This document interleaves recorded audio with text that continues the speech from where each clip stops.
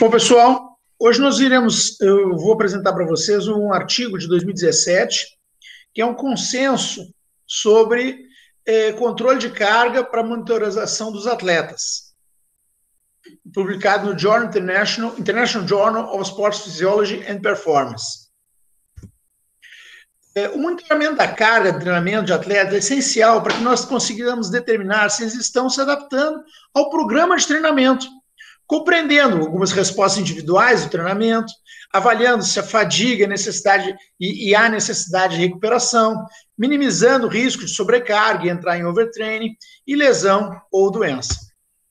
Apesar do recente boom de pesquisas nessa área, muito que se sabe sobre o monitoramento de atletas ainda provém de experiências pessoais, informações anedóticas, né, ou permanece inédito, porque ainda tem muita coisa a ser pesquisada.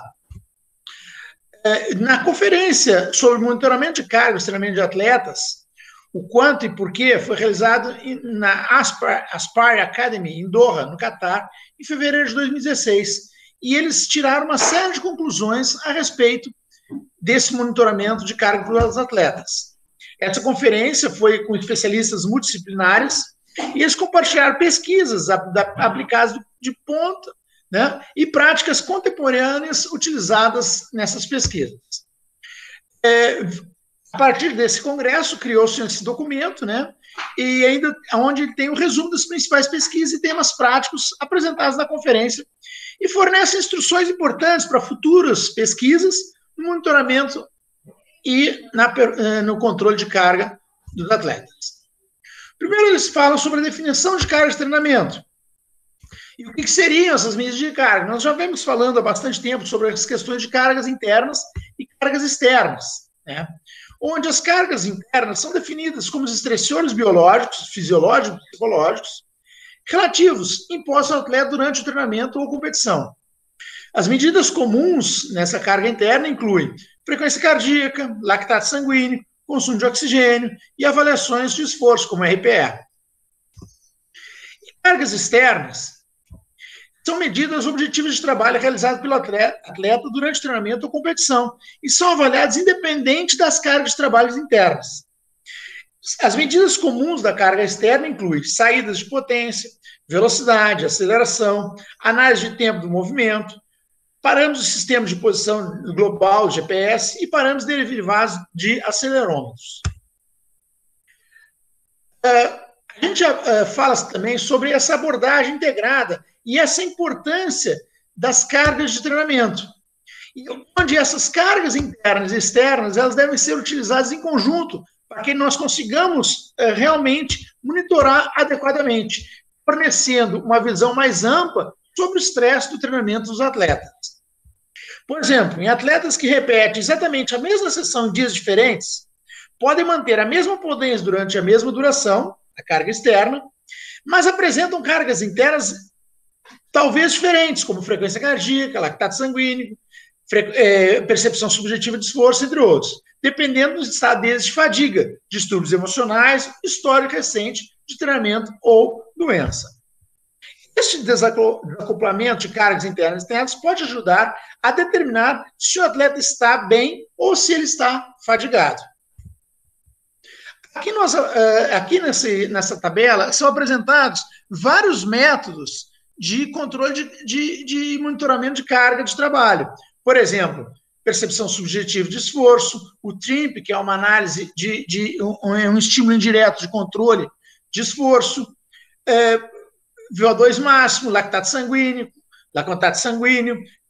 respostas bioquímicas, medidas externas como frequência de treinamento, distância, número de repetições, tipo de treinamento e assim por diante, uma série de outras variáveis. E nesse quadro é apresentado em termos de, por exemplo, se é baixo, médio ou alto, sim ou não, ou unidade arbitrária. Por exemplo, a RBE. O custo é baixo, precisa de hardware? Não, não precisa. Pode usar um software? Pode. É fácil de usar? Facilmente usado. É válido? Mais ou menos. Alto? Reprodutível? Sim. É usado para interpretar? Sim. Usado para escrever? Sim. E as variáveis, variáveis únicas e de unidades arbitrárias. Então, para cada uma dessas variáveis, para cada um desses métodos, são apresentados o custo, se precisa de hardware, se precisa de software, se é fácil usar, se é validado, se é repetido, se pode ser repetido, se é usado para interpretação de treino, usado para prescrição de treino, e quais são as variáveis que representam, que produzem nessa variável. Como a carga de treinamento é monitorada? Por exemplo, pode ser através de medidas de GPS nos esportes de equipes. E eles avaliam a carga externa em esportes coletivos muito utilizados. Nós apresentamos o Excalibur, por exemplo, que é utilizado nos atletas. Esses dispositivos medem a distância para diferenciação posicional em relação à posição global. A velocidade também pode ser derivada da distância. E ela também é comumente calculada por um método chamado Double Shift. Por isso, resulta maior precisão e menos erros. E, com isso, eu também posso ter aceleração também derivada da velocidade.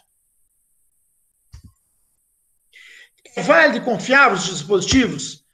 Aí tem algumas restrições, né? Ele mede a distância, a frequência, mede a distância, muito bem, ótimo. Bem perfeito, consegue medir distância, consegue medir velocidade, beleza.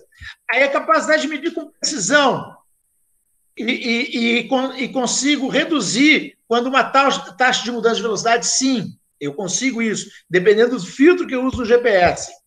Né? Então, só que eu tenho que tomar cuidado na interpretação, porque a mudança de direção e aceleração e desaceleração pode provocar dados que muitas vezes não são verdadeiros. Por isso que eu tenho que ter filtros para interpretar esses dados de maneira adequada quando nós utilizamos o GPS para controle de carga de trabalho externa. Essas medidas também elas são métricas, né? Ela inclui distância, número de esforços, né? O limite de velocidade ou aceleração. Elas podem ser interpretadas quando não utiliza os filtros, né? Ou quando há uma má comunicação dos participantes em relação ao tipo de exercício que deve fazer. Por exemplo, a distância do sprint normalmente se refere a quando o atleta está se movendo mais rápido que o limiar de velocidade do sprint, ou seja, acima de 7 metros. É comum você encontrar estudos onde apresentam velocidades, ele mensura velocidades no deslocamento acima de 7 metros e velocidade abaixo de 7 metros. Né? E pensando, e aí vários estudos têm falado isso, né? Que em relação a essas questões, dizendo que acima de 7 metros é sprint e abaixo de 7 metros por segundo ele não é considerado mais sprint. Nos esportes de resistência, né, tem essa variabilidade, né, uma variedade de monitorização de carga interna, que eu uso. Então, por exemplo, PSE, inventários psicológicos, o TRIMP, medidas fisiológicas como frequência cardíaca e seus derivados, concentração de lactato, consumo de O2 e assim por diante. E as medidas externas do esporte de resistência são comuns como velocidade, potência, tempo de treinamento e a distância. Além disso, eu tenho que pensar o seguinte, numa avaliação simultânea das cargas internas e externas. Com isso, eu tenho uma maior precisão na avaliação do estresse fisiológico e psicológico, fatores combinados que me dão uma melhor interpretação dessa carga utilizada no treinamento. Os profissionais e pesquisadores, né, eles costumam avaliar o estado de fadiga, a recuperação, fazem ajuste na prescrição do treinamento individual e determinam se essas relações estão adequadas em relação à carga e o desempenho dos atletas. Essas métricas, né, elas podem, por si só, ajudar na categorização dos estímulos. Por exemplo, dizer assim, alta, baixa, média e assim por diante. Então é importante essas métricas para saber o tipo de carga para eu poder sistematizar ou categorizar o estímulo que foi dado durante aquele treinamento. Como eu falei com vocês, não existe um marcador único, definitivo, que possa quantificar com precisão as respostas ao treinamento.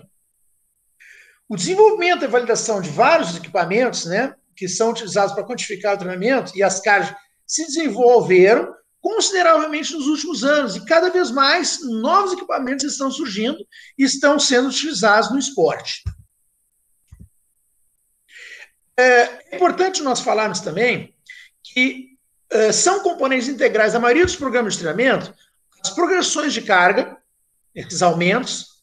Eu realizo aumentando a carga, número de repetições, o volume total, intensidade, e o volume de carga usando número de repetições vezes carga externa, por exemplo, quilo levantado, que pode ser utilizado para monitorar os atletas, quantificando o treinamento de força e potência. Pois eu não estou precisando, nesse sentido, eu não preciso de um equipamento adicional, e é uma abordagem muito conveniente para a quantificação do treinamento.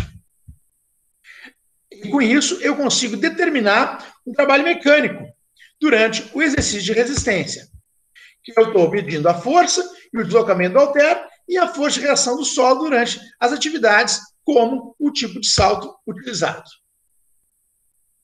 Como é que eu também monitoro a força e a potência? Através de vários métodos. Análise de vídeos, sensores inerciais, acelerômetros, plataformas de força ou placas de força, transdutores de posições lineares. Os transdutores são equipamentos que são colocados, chamam células de carga, tá? São utilizados nos halteres, no pedal da bicicleta, em qualquer superfície que você faça pressão. Embora alguns desses equipamentos tenham mostrado boa validade e confiabilidade, sua implementação no cenário aplicado tem sido um desafio devido ao custo. É muito caro esses equipamentos, bem como o requisito de tempo e mão de obra para coletar, analisar e relatar os dados. Porque quando você começa a colocar muita tecnologia, você precisa de pessoas especializadas para fazer essa análise junto com vocês. Até agora, esses codificadores lineares, sensoriais, inerciais e acelerômetros mostraram promissores. São importantes e conseguem avaliar adequadamente a carga de treinamento no trabalho feito no esporte. Para monitorar a carga dos atletas, a quantificação do treinamento das cargas competitivas em crianças é muito importante, pois as evidências sugerem uma relação alta entre altos volumes de treinamento e lesões e subsequente aposentadoria precoce. Por exemplo, arremessadores de beisebol de 8 a 14 anos mostraram uma relação onde o volume moderado de arremesso era protetor contra lesão. Um volume baixo não tem diferença, e o alto volume provocou um risco maior de lesão nesses atletas. Estudos indicam que, ao lidar com atletas jovens, o planejamento de carga de treinamento apropriado e o gerenciamento de padrões de carga são importantes para garantir uma longa carreira esportiva dos atletas. Por isso a importância de planejar adequadamente a carga para as crianças.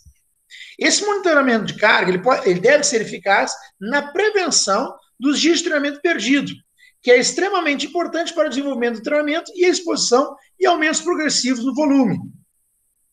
Então, eu tenho que também mensurar os dias que eu não estou treinando, para que eu consiga mensurar também se esses dias que eu não treinei foram suficientes para manutenção da saúde e evitando as lesões, o aparecimento de lesões nos atletas e nos jovens. Recomenda-se que esses jovens atletas mantenham um treino diário, não apenas para entender as cargas de treinamento, mas também entender as implicações de saúde e desempenho. É super importante usar o PSE, mas com cautela, porque os atletas, muitas vezes, eles não conseguem mensurar adequadamente essa percepção subjetiva de esforço. Quanto mais nós utilizamos essa tabela, melhor eles vão conseguir mensurar e melhor eles vão conseguir dar a resposta dessa carga. Ela deve ser vinculada a outros métodos, né? Como volume, cargas, número de saltos e contagem de esforço, porque aí eu consigo ter uma resposta verdadeira sobre a percepção subjetiva de esforço. Outras métricas, né? Outras maneiras também de carga interna devem ser implementadas, dependendo do esporte, da idade e o acesso a ferramentas apropriadas. Também devo observar os fatores de estilo de vida. Eu tenho que quantificar isso. Porque muitos estressores não estão relacionados ao treinamento ou relacionados à competição, estão ligados ao esgotamento, ao abandono do esporte, à vida social que esses atletas levam. Os anos, né, de adolescência são períodos de alto estresse que os jovens passam, compromissos familiares, acadêmicos, e é importante monitorar como os atletas lidam com o treinamento, adotar uma abordagem holística, trabalhar sobre as decisões sobre o nível aceitável de carga entre equipes e apoio dos familiares. E eu tenho que também tentar abranger medidas psicológicas, medidas fisiológicas, para que eu consiga monitorar adequadamente. E com isso, eu tenho uma questão de uma monitoração aguda, eu tenho a carga de trabalho agudo, ou crônico, perdão.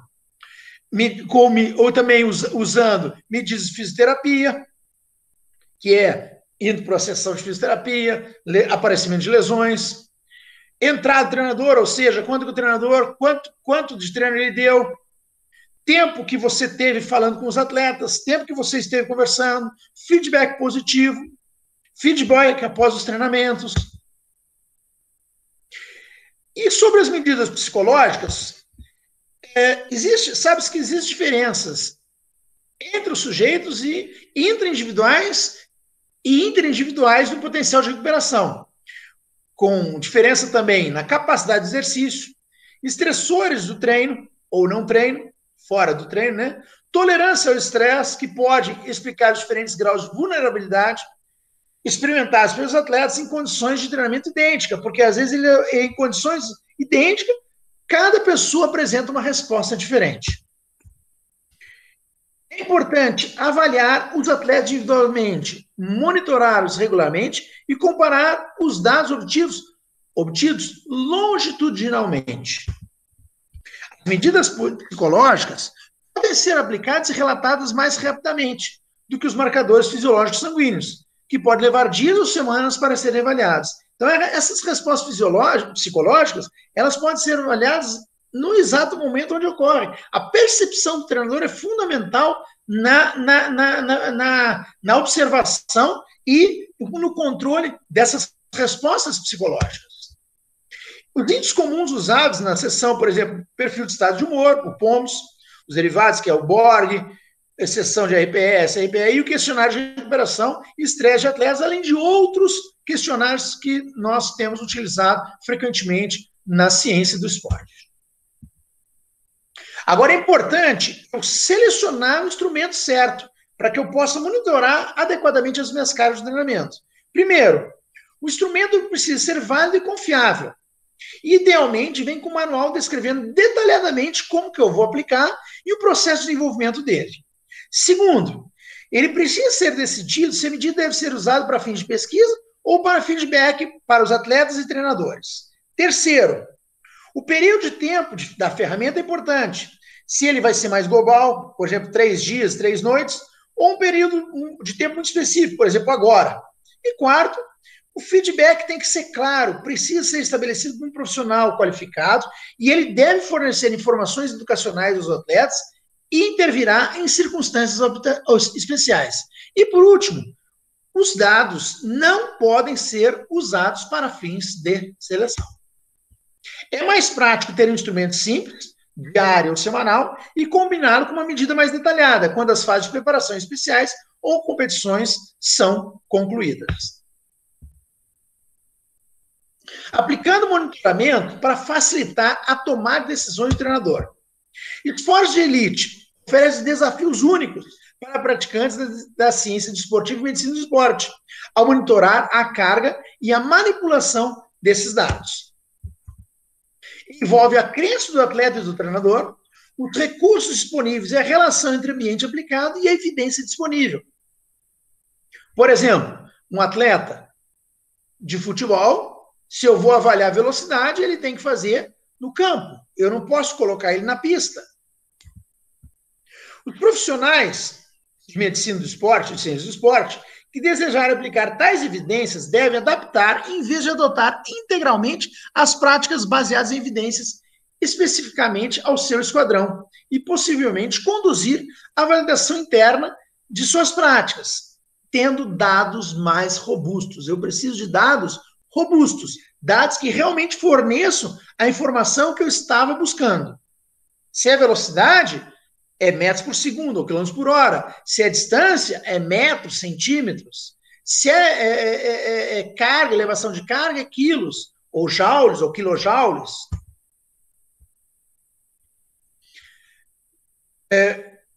Como que eu aplico para facilitar a tomada de decisão do treinador? Primeiro, o método principal do monitoramento de carga, ele tem que auxiliar e informar a tomada de decisão do treinador sobre a disponibilidade do jogador para o treinamento. E a instrução para o treinador e para o jogador sobre as razões e os resultados desse monitoramento. Deve ocorrer no início da pré-temporada. No início tem que falar o que nós vamos fazer, para onde que a gente vai chegar, o que a gente espera conseguir e assim por diante. Por isso que é importante a planificação de todo o trabalho que vocês vão desenvolver na prescrição do treinamento esportivo. As informações elas têm que ser simplificadas. Os relatórios têm que ser limitados a algumas métricas. Eu não posso mandar um relatório gigantesco para um treinador, senão ele não vai conseguir interpretar. Ele precisa de dados claros, dados que ele possa chegar, olhar o papel e ver do que se trata e que resposta ele deve procurar fazer para melhorar o rendimento daquele atleta. Fornecer um feedback aos jogadores e também uma recomendação dos treinadores no contexto das suas circunstâncias específicas. Você precisa melhorar isso, você precisa melhorar aquilo, isso aqui seu tá bom, isso aqui você tá ruim, e assim por diante. E esses relatórios, eles têm que ser colocados apropriadamente em salas, na mudança, instalações com feedback individual, em vez de apenas no meio do grupo. Eu tenho que chegar, apresentar para o sujeito, sentar com ele, monitorar se houve mudança, se houve melhoria. A seleção das ferramentas de monitoramento dessas cargas internas que atendam uma situação específica. Então, a ferramenta que eu vou utilizar, ela é fundamental para aquilo que eu quero realmente mensurar. Eu devo pensar na combinação desse monitoramento interno e externo, porque ele fornece o quê? Uma avaliação da capacidade do atleta e da equipe em lidar com a sessão que ele participou, informação sobre a adaptação da carga de treinamento para indivíduos e equipes, combinação de ferramentas objetivas e subjetivas, ela deve ser empregada, com isso eu tenho equilíbrio, igual entre a percepção do atleta e a prática quantificável. Os atletas precisam ser familiarizados e treinados nos métodos apropriados para fornecer um adequado SRPE. SRPE, para quem não se recorda, é a percepção subjetiva de esforço mais o tempo de duração do exercício em minutos. Isso é um dado muito utilizado nas pesquisas científicas que trabalham sobre o controle de carga. Os profissionais de medicina do esporte e treinamento esportivo que trabalham em ambientes esportivos de elite devem, portanto, estar cientes das preferências dos atletas e desses treinadores, bem como das evidências disponíveis sobre o monitoramento da carga para o esporte. E os profissionais devem, então, selecionar metodologias apropriadas e específicas e até mesmo adaptadas para informar e ser útil na prática esportiva. Como que eu analiso as cargas de treinamento? Um dos maiores desafios para os cientistas e treinadores que coletam dados de treinamento é poder analisá-los para fazer inferências significativas sobre a eficácia dos processos de treinamento para atletas e treinadores individualmente. Aumento recente desse número de relatórios científicos e estudos de caso, usando várias análises de dados de carga de treinamento para interferir sobre a prontidão e risco de doença, desempenho, risco de lesão e retorno às lesões, tem ocorrido frequentemente. Os métodos comuns mais utilizados para analisar esses dados são nas cargas de trabalho ou nas cargas de treinamento. Como que eu analiso esses dados? Por exemplo, aptidão, modelo de fadiga, que é relatado por Barnster, né? Que ele aborda a teoria de sistemas, que é descrito como desempenho modelado, que é igual a aptidão do modelo de treinamento menos a fadiga do modelo de treinamento. O K é uma constante, que ajusta essa magnitude do efeito da fadiga em relação ao efeito de adequação. Vários outros grupos modificaram esse modelo inicial para explicar as mudanças na monotonia do treinamento. Isso é, na variação do estímulo da carga de treinamento e aumento da fadiga. Mas, essencialmente, cada modelo sugere que o impulso de treinamento, TRIMP, ou carga de treinamento, induz respostas de aptidão, que aumentam o desempenho e podem produzir respostas de fadiga para diminuir o desempenho. Modelo de resposta a impulso. Ele relaciona as cargas de treinamento ao desempenho, respondendo pelas características dinâmicas e temporais do treinamento e pelos efeitos do treinamento ao longo do tempo. Essa abordagem ela foi criticada por simplificar demais as relações complexas entre treinamento e desempenho. Porque tais modelos mostraram muita variabilidade de parâmetros de precisão na previsão de desempenho em atletas altamente treinados. Pois esses modelos assumem uma única medida para representar o desempenho, o que limita sua aplicação em esportes de desempenho físico, técnico, tático, pode representar um desempenho real, que é o modelo de resposta ao estímulo, que é o TRIMP. No entanto, essa abordagem fornece uma base, isso é importante relatar, para definir cargas de treinamento e períodos de recuperação futuros e para compreender as respostas gerais dos atletas ao treinamento. Aguda, a razão de carga de trabalho crônica. É uma simplificação do modelo original de aptidão-fadiga, que usa as medidas médias rotativas para comparar as cargas de treinamento concluídas em um período recente, geralmente de 5 a 10 dias, com carga de treinamento crônica completado por um período mais longo, geralmente de 4 a 6 semanas. Essa abordagem analítica foi recentemente relatada para identificar o risco de lesão em uma variedade de atletas. Embora interessante para monitorar o risco de lesões, a validade do ACWR foi recentemente questionada, já que a média móvel não leva em conta a natureza decadente dos efeitos da fadiga e aptidão ao longo do tempo, e, portanto, não pode representar com precisão variações da maneira como cargas são acumuladas. Interno. Razão da carga externa. As medidas da carga interna e externa disponíveis como microtecnologia atual, por exemplo, GPS, significa que as medidas desses dispositivos estão se tornando cada vez mais interessantes para cientistas e técnicos, como uma abordagem não invasiva para entender como os atletas estão lidando com treinamento e competição. Essa relação interna integrada, como carga externa, avaliando estresse psicofisiológico, como frequência cardíaca, lactato sanguíneo durante o treinamento, no contexto de carga externa concluída e pode ser usado para inferir sobre o status de treinamento do atleta. Além disso, pode informar sobre as consequências do programa de treinamento, onde identificam fadiga durante a competição por equipes e identificam mudança no estado de condicionamento físico ou da fadiga. Entretanto, a implementação dessa abordagem é limitada, a menos que sejam tomados cuidados no controle e quantificação de carga e o ambiente que o exercício está sendo feito. Modelando carga de treinamento com vistas a aprimorar ou prever o desempenho atlético. As respostas de desempenho ao treinamento não são lineares, influenciadas por uma miríade de fatores relacionados a treinamento e não treinamento e difíceis de prever com precisão. Os modelos de sistemas são usados para melhorar o entendimento do processo de treinamento e têm sido aplicados para prever o desempenho individual de um atleta. Para prever o desempenho, existe uma relação significativa entre o desempenho modelado e real em uma variedade de esportes, incluindo natação, corrida, ciclismo, triatlo e arremesso de martelo. Um uso limitado para prever o desempenho em atletas altamente treinados. A grande quantidade da variação inexplicada nas previsões de desempenho nos vários esportes de resistência. Outras limitações não consideram as diferentes respostas fornecidas por todos os tipos de treinamento, como carga interna vezes carga externa ou carga aeróbica versus resistência. E os modelos têm sido aplicados principalmente em esportes individuais.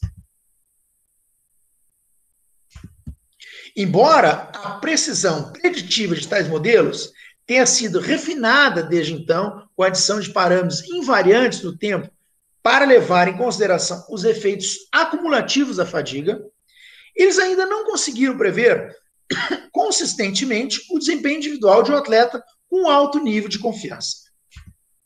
Esses modelos não levam em conta outros aspectos que influenciam o desempenho competitivo, influências ambientais, psicológicas e estimulação, e pode limitar sua capacidade preditiva. Essas técnicas de modelagem continuam sendo pouco benéficas para prever o desempenho futuro de atletas de alto desempenho. Fornece uma estrutura importante teórica que permite para os treinadores e cientistas entendam e controlem o processo de treinamento. Mas para superar as limitações desses modelos, outros métodos complexos, como modelos de redes neurais, de redes não lineares multicamadas, têm sido propostos por cientistas dos esportes. E qual que é o monitoramento para prevenção de lesões? Todos os profissionais envolvidos no processo de treinamento, treinadores, fisioterapeutas, equipe de força e condicionamento, estão interessados em identificar a quantidade ideal de treinamento para obter níveis específicos de desempenho sem lesão. Esta relação dose-resposta de treinamento deseja entender os efeitos positivos e negativos de um determinado treinamento. Os cientistas do esporte entendem que o treinamento fisicamente pesado é necessário para preparar os atletas para as demandas da competição, mas também estão cientes de que a carga excessiva pode resultar em aumento do risco de lesões. As pesquisas anteriores relataram uma relação positiva entre carga de treinamento e lesão, sugerindo que os atletas que treinam mais duro sofrerão, provavelmente, mais lesões. Além disso, maiores quantidades de corrida de alta velocidade têm sido associadas a maiores danos corporais inferiores, risco de lesão tecidual, enquanto reduções na carga de treinamento resultaram em menos lesões e maiores melhorias na aptidão aeróbica. No entanto, um corpo significativo de evidências emergiu para demonstrar que altas cargas de treinamento crônico podem proteger os atletas contra lesões. Coletivamente, esses resultados sugerem que a carga de treinamento pode ser melhor descrita como o veículo que leva os atletas em direção ou afastam-se das lesões. O efeito protetor do treinamento parece surgir de duas fontes. A exposição à carga permite que o corpo tolere a carga. 2, o treinamento desenvolve as qualidades físicas, força, capacidade prolongada de corrida, de alta intensidade e condicionamento aeróbico, que estão associadas a um risco reduzido de lesão. Aqui nós podemos ver o risco maior de lesão, o risco menor de lesão, onde eu tenho um aumento de lesões em relação ao trabalho crônico, né? O grau crônico de lesão. Então, quanto maior a exposição, né? Maior exposição do sujeito, né? Relação aguda entre o trabalho e risco de lesão. Quanto maior exposição, maior risco de lesão. Além disso, eu tenho que cuidar também com a subestimação dos atletas, onde treinamento de carga, que embora eu tenha os picos de carga de treinamento, pode contribuir para lesões. E não entender ou fazer treinamentos mais leves na carga de treinamento pode provocar consequências negativas similares. Então, posso subestimar, né? E com isso, eu, em vez de dar carga muito alta, acabo dando carga muito baixa. Por exemplo, uma relação da forma de um invertido entre o número de exposições de velocidade máxima e o risco de lesão foi demonstrado em atletas de equipe, ambos overtraining e undertraining, aumentando a probabilidade de lesões. Esses resultados têm importantes implicações práticas. Altas cargas de treinamento crônica podem proteger contra lesões. Os atletas são mais capazes de tolerar os componentes de alta intensidade de treinamento se tiverem sido expostos a cargas de treinamentos crônicas mais elevadas. E a associação do ACWR ao risco de lesão maior do que a carga aguda ou crônica isolada. Quais são os desafios para o monitoramento de carga? Apesar dos benefícios do monitoramento de carga dos atletas e da contribuição dessa área na ciência do esporte, há limitações que garantem o seu reconhecimento. Os métodos têm suas boas características, mas depende do contexto do programa ao qual são aplicados e do objetivo ao qual serão alcançados. É importante observar a validade e a confiabilidade, que deve ser aceitável, pelo menos fornecer um critério mínimo. O padrão de concorrência e os recursos disponíveis influenciarão o nível de tolerância a questões relacionadas à despesa, precisão, facilidade de uso e recursos humanos. Por exemplo, SRPE é um método barato que tem vantagem de poder quantificar a carga independente do modo ou localização. Em contraste, a análise do tempo, movimento do GPS, só é possível em ambiente externo, sem obstruções aéreas, requer hardware e software e é restrita a movimentos locomotores e rastreamento de posição. No entanto, é de fácil interpretação e pode prescrever no treinamento. Os acelerômetros têm vantagem de serem independentes da localização e atividade. Limitações, em compensação, tem limitações na interpretação de dados e uso direto para prescrever treinamento. Métodos que quantificam diretamente uma unidade de medida, por exemplo, frequência cardíaca, distância, velocidade, tempo, ou são capazes de contar ocorrência ou repetições, facilmente interpretáveis e podem ser utilizados para planejar e prescrever treinamento, bem como avaliar as demandas da concorrência. O uso de métodos compostos ou derivados, por exemplo, tipicamente medidas de unidades arbitrárias, por exemplo, TRIMP, derivado da frequência cardíaca, potência metabólica, derivada da aceleração e desaceleração locomotora, carga de jogador, derivada da aceleração acelerométrica, e o SRPE, derivado da percepção de esforço, adiciona mais complexidade na interpretação dos resultados, mas pode trazer mais discernimento se analisado corretamente. Uma abordagem consistente e rigorosa em um programa durante um período prolongado, mesmo com um padrão que tem algumas limitações, pode fornecer dados significativos e influenciar a prática, particularmente se usado em conjunto com outras medidas objetivas e subjetivas. À medida que a tecnologia se torna mais refinada, a capacidade de um dispositivo integrado ou vestuário para mapear todos os aspectos mecânicos, fisiológicos e a carga psicológica em tempo real se tornará uma realidade. Isso provavelmente também incluiria tecnologias não invasivas para medir variáveis de carga e sangue, e epigenéticas ou respostas, bem como relatar o consumo ou gasto calórico e processo de recuperação, sono, entre outros. Conclusão. A captura e avaliação de dados de treinamento e carga de competição tem uma longa história no esporte de elite, e os princípios e práticas de medição de carga externa são relativamente bem definidos. Dentro de vários contextos específicos do esporte, cada variável apresenta suas próprias forças e limitações, todas as quais devem ser entendidas pela equipe de apoio ao atleta. O surgimento de novas tecnologias, juntamente com novas abordagens analíticas, sugere que ferramentas cada vez mais poderosas para prever o desempenho e o risco de lesão estarão disponíveis em breve. No entanto, até o momento, nenhuma medida isolada foi identificada que possa quantificar com precisão as respostas de aptidão e fadiga ao treinamento ou prever o desempenho.